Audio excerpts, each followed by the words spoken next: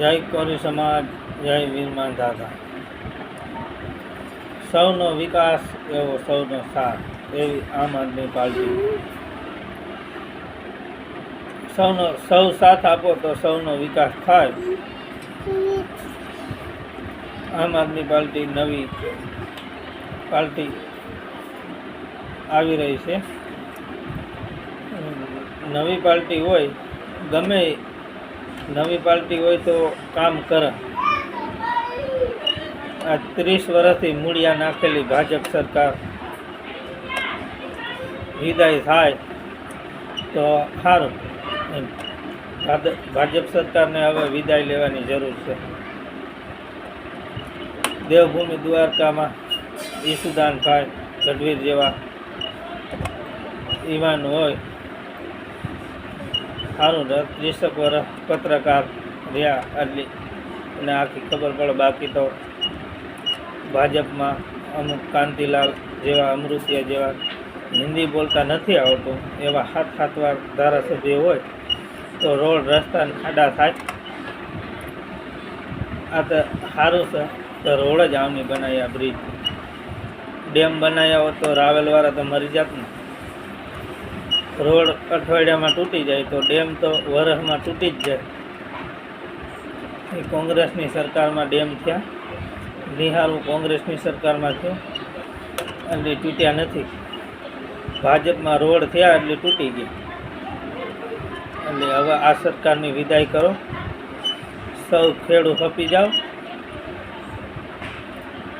હપીને આનું સુકડા સાફ કરો તો ટેકાના ભાવ મળશે ને કડું નહીં કપાય।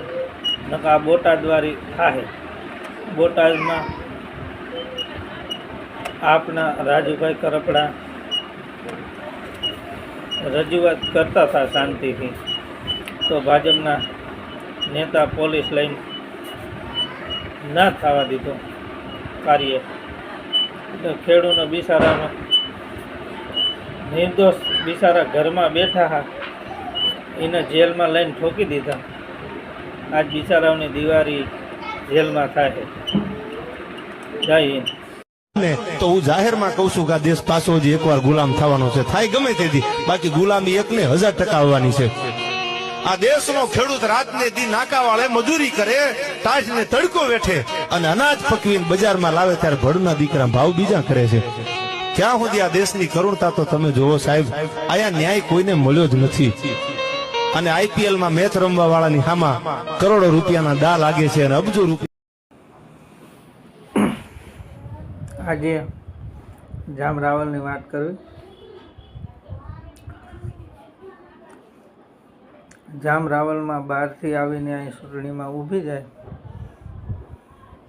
એના ગામમાં ગામ પંચાયતની ચૂંટણીમાં ટિકિટ ના આપતા હોય અને અહીં આવીને ઊભી જાય અને હનુમાનધાર બારિયાધારની શું પરિસ્થિતિ હોય એને ખબર ના હોય।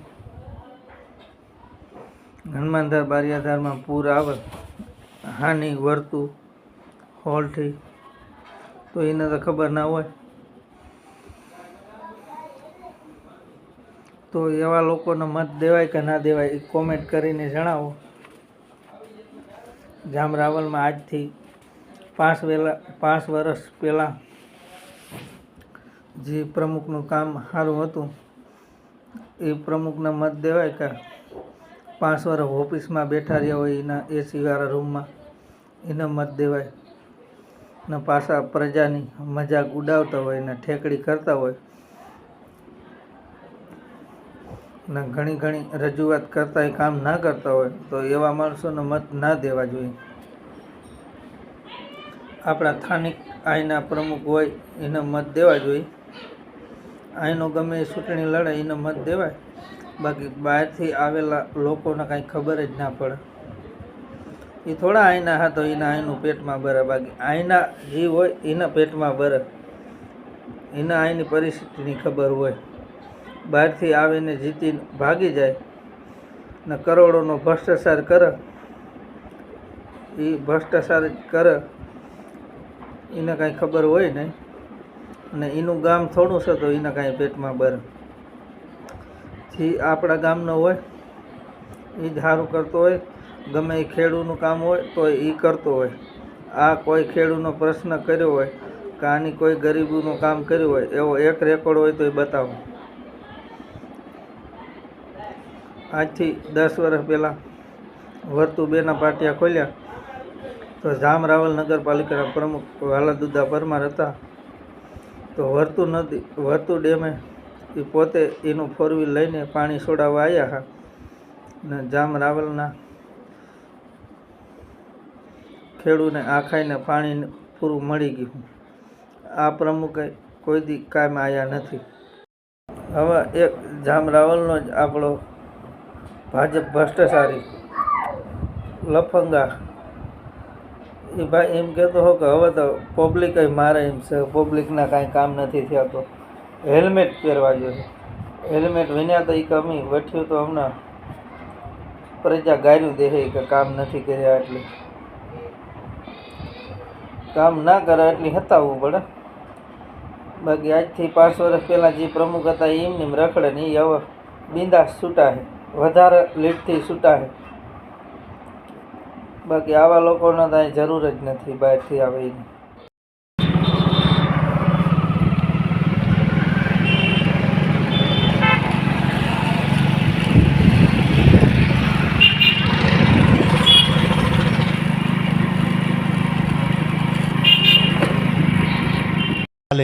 ભલે નો હાલ્યા અને કોંગ્રેસ હારી ગઈ છે, જે કાંઈ હોય રાજકારણની રીતે હારી ગયા છે, પણ મને એટલી ખબર પડે છે કે વડાપ્રધાનની જો કોઈએ નીંદર હરામ કરી હોય તો એ આ 2 જણા હતા કે જેની નીંદર હરામ કરી નાખી હતી. પછી હાર જીત તો ભાઈ મેદાને મામલો પડે ને તેથી બેયની જીત હોય જ નહીં, તેથી એકને હારવું જ પડે છે. અને જે માણસ હારને સહન કરી શકે એ પાછો જીતીને દેખાડી શકે છે સાહેબ. એમાં કોંગ્રેસ હોય કે ભાજપ હોય, એમાં કોઈ પક્ષની આપણે વાત નથી કરતા, પણ મને એટલી ખબર છે કે આ 2 જણાએ વડાપ્રધાનની નીંદર હરામ કરી નાખી હતી કે વાર આટલી લાગે